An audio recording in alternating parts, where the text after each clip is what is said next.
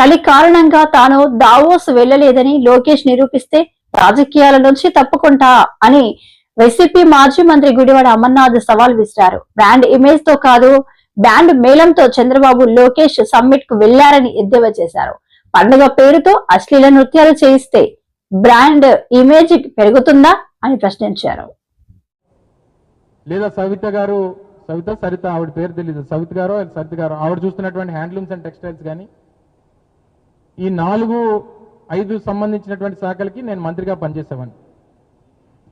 మాట్లాడుతూ దావోస్ గత ప్రభుత్వంలో మేము 2022 మే మాసంలో దావోస్ వెళ్ళాం. జగన్మోహన్ రెడ్డి గారి డెలిగేషన్తో నేను సంబంధించినటువంటి శాఖ మంత్రిగా, ఫైనాన్స్ మినిస్టర్ గారు, నేను అలాగే మిగిలినటువంటి మా ఐఏఎస్ ఆఫీసర్స్ ఆ రోజు అందరం కూడా వెళ్ళాం. 2022 మే. మళ్ళీ 2023 జనవరిలో దావోస్కి ఇన్విటేషన్ వస్తే 6 నెలల ముందే కదా వెళ్ళాం కాబట్టి లోకేష్ వారి తాలూకా బృందం అంతా కూడా చేసింది. ఆ రోజు అడిగితే కొన్ని విషయాలు వారితో మాట్లాడినప్పుడు చంద్రబాబు నాయుడు గారి తాలూకా హంగామా, వారి పబ్లిసిటీ పిచ్చి, వారు చేసినటువంటి మార్కెటింగ్ గురించి కొన్ని విషయాలన్నీ కూడా చెప్పడం జరిగింది. చెప్తే అప్పటి నుంచి నేనేదో దావోస్లో చలిగా ఉంటుంది కాబట్టి మేము వెళ్ళలేదు అనేటువంటి మాట చెప్పినట్టుగా ఒక తప్పుడు ప్రచారాన్ని లోకేష్ వారి తాలూకా భజన బృందం అంతా కూడా చేయడం మొదలుపెట్టింది. నేను ఈరోజు ఛాలెంజ్ చేస్తా ఉన్నా, లోకేష్ వస్తాడో లేకపోతే వాళ్ళకి మిత్ర బృందం వస్తుందో లేకపోతే వారు చెప్పినటువంటి వారు వస్తారో, నేను దావోస్ వెళ్ళినప్పుడు అక్కడ చలిగా ఉంటుంది కాబట్టి మేము వెళ్ళట్లేదు అనేటువంటి మాట ఎక్కడన్నా అని ఉంటే, ఎందుకంటే మీరు అందరూ ఆ రోజు ఉన్నారు, నేను నా పత్రికా సమావేశం ఇక్కడ ఉన్నటువంటి వారు చాలా మంది ఉన్నారు. ఎక్కడన్నా అనున్నట్టు చూపిస్తే నేను రాజకీయాల నుంచి మానేస్తాను. ఛాలెంజ్. నేను 40 సంవత్సరాల వయసు, నాకు ఇంకో 20-25 సంవత్సరాలు రాజకీయం చేసేటువంటి అవకాశం ఉంది. ఇదే లోకేష్ ఇదే ప్రపంచ వేదిక మీద ఇదే జ్యూరిక్లో డావోస్లో ఏదైతే నిన్న ప్రకటన చేశాడో, నా మీద ఆరోపణ చేశాడో, అది కానీ నిరూపించేటువంటి ఆ శక్తి ఆయనకు ఉంటే, నేను మాట్లాడినట్టుగా ఎక్కడన్నా ఆ విజువల్ చూపిస్తే, నేను మాట్లాడలేదనేటువంటి విజువల్స్ మీ దగ్గర ఉన్నాయి. ఎందుకంటే నేను మాట్లాడిన టోటల్ కంటెంట్ అంతా కూడా మీ రికార్డింగ్స్లో ఈ యూట్యూబ్లో ఎక్కడ కావాలంటే అక్కడ దొరుకుతాయి. నేను ఆ మాట అన్నట్టుగా ఎక్కడన్నా చూపిస్తే, ఈ రోజే చెప్తున్నా, ఈ రోజే నా లాస్ట్ డే రాజకీయాల్లో. నిరూపించకపోతే నువ్వు క్షమాపణ చెప్తావా? నీకు ఆ ధైర్యం ఉందా? సిగ్గు అనిపించట్లేదు నీకు?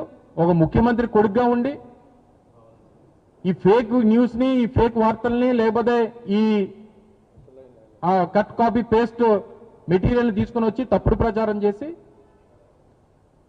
నువ్వు దాన్ని రాజకీయంగా లబ్ధి పొందేటువంటి ప్రయత్నం చేస్తావా?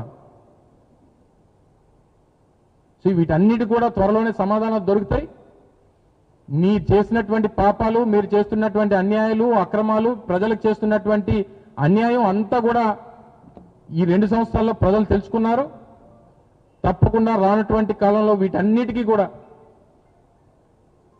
జవాబు ప్రజలు ఇస్తారనేటువంటి విషయాన్ని మరొకసారి ఈ సందర్భంగా తెలియజేసుకుంటూ, వెళ్ళిన పని చూసుకొని రావాలి. రాష్ట్రం కోసం, రాష్ట్ర భవిష్యత్తు కోసం, రాష్ట్ర అవసరాల కోసం మీరు వెళ్ళినటువంటి పనేంటి, మీరు చేస్తున్నటువంటి పనులేంటి? సో దయచేసి ఇప్పటికన్నా ఈ పనికిమాలిన మాటలు మానేసి, ఈ పనికిమాలిన ఈ ఆరోపణలు మానేసి, మీ గురించి మీరు డప్పు కొట్టుకోవడం మానేసి, మీ గురించి మీరు భజనలు చేసుకోవడం మానేసి, రాష్ట్ర అవసరాలు, రాష్ట్ర ప్రయోజనాలు, రాష్ట్ర పెట్టుబడుల గురించి బుర్రపెట్టమని చెప్పి మరొకసారి ఈ ప్రభుత్వ పెద్దల్ని మీ ద్వారా ఈ సందర్భంగా కోరుతా ఉన్నా. Thank you.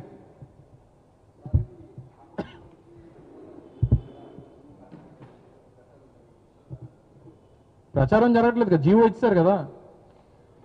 అదే చెప్తున్నాను కదా, అత్త సొమ్ము అల్లుడు దానం చేసినట్టు వీరికి కావలసినటువంటి సంస్థలకి,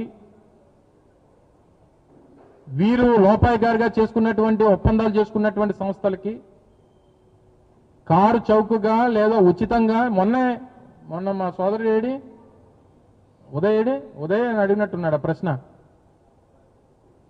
సార్ 99 పైసలకి ఇస్తానంటే మొత్తం 99 పైసలకి ఇస్తాను, ఏం చేస్తావు సార్ అని అడుగుతున్నాడు. అంటే ఎవరి సొమ్ము అది?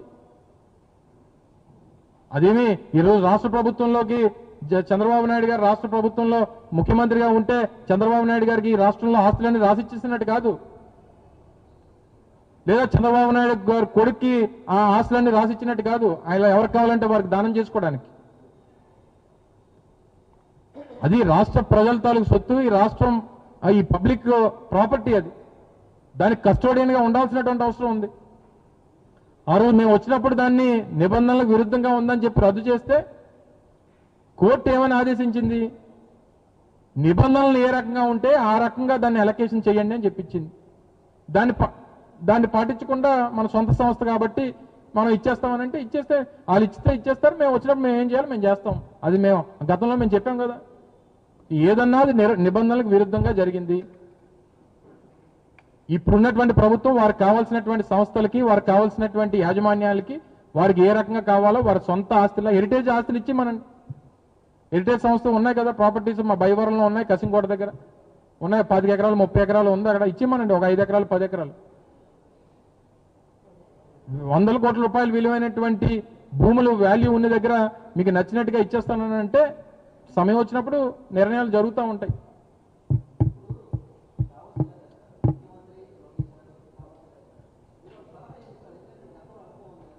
నేను చెప్పాను, నువ్వు లేటుగా వస్తావు, నువ్వు రాకముందే చెప్పాను. నా ప్రజల తరపున మా తరపున మా సలహా ఏంటంటే, ప్రపంచ వేదికల మీదకి వెళ్ళినప్పుడు ఆ వేదికల మీదకి వెళ్ళినప్పుడు మనం చెప్పాల్సింది ఏంటంటే, మన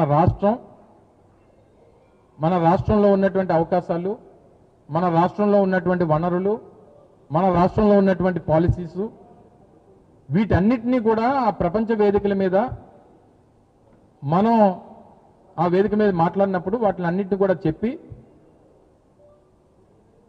మా ప్రాంతానికి వస్తే ఈ అవకాశాలు వస్తాయి, మీరు ఈ అడ్వాంటేజెస్ మీకు ఉంటాయి అనేటువంటి చెప్పి వారిని ఆకర్షించి ఆ పెట్టుబడులు తీసుకొచ్చేటువంటి ప్రయత్నం చేయాలి తప్ప వెళ్ళి జగన్మోహన్ రెడ్డి గారి కుటుంబం గురించి లేదా ఆ గుడివాడ అమర్